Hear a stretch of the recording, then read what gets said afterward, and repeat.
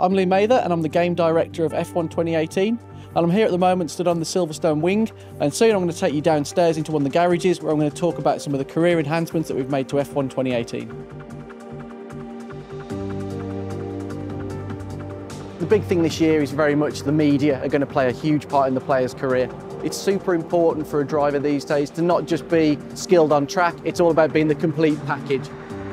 In F1 2018 we've got a new media character called Claire, and she will approach you at various points to ask you questions that are relevant to what's going on through the season. And this could relate to multiple things. It could be on contract moves, it could be on performances in races, it could be on your teammate, on other drivers. The player's going to need to really take into consideration how that impacts on not only the morale of the team, so certain departments will feel demotivated, the time and the price or the unreliability of upgrades will increase, but also how other teams in the paddock perceive them. So it may be that a certain team would like to see a driver who's a great sportsman, demure and good in front of the press, doesn't ever rock the boat, doesn't say anything nasty about anybody, even under high pressure situations. Or it may be that you want somebody who's more of a showman. Some teams really want somebody who's got that character, that effervescence, that buzz with the media, and sometimes they may say things a little bit off the cuff that cause a bit of controversy. As you become reputable in the paddock, you will open up different answers which will allow you to really exert your character within the game.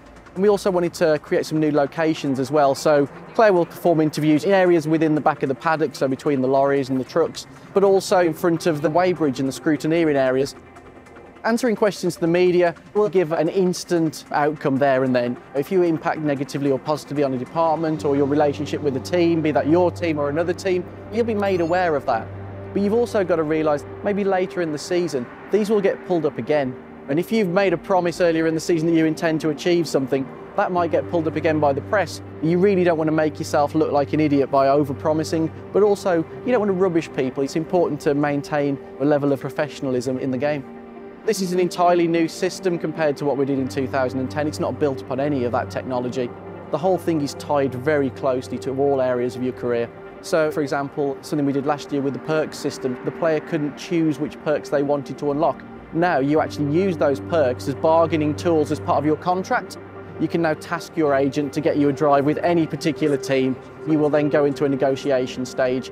And this is something that we're actually extending across the whole season as well. So there will be key points in the season where the contract window's open again. So it may be that you take that risk of moving teams during the season. It may be that you move to a team that have got worse R&D than you or a car that doesn't suit you as well. But the perks may look more attractive. You may think that you can progress your career quicker by going to another team. It's super important that I have a value as a player, and that value is really important. If I start to overvalue myself, a team isn't going to go with the contract that I want. If I say I'm going to achieve this and I fail, my value with those teams will go down.